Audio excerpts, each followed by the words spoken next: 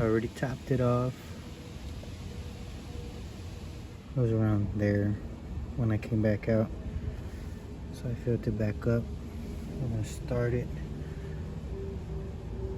I did run it for a while yesterday and I didn't notice any kind of leakage, which that's a huge relief.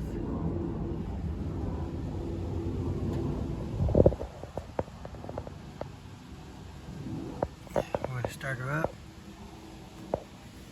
See how this coolant reacts.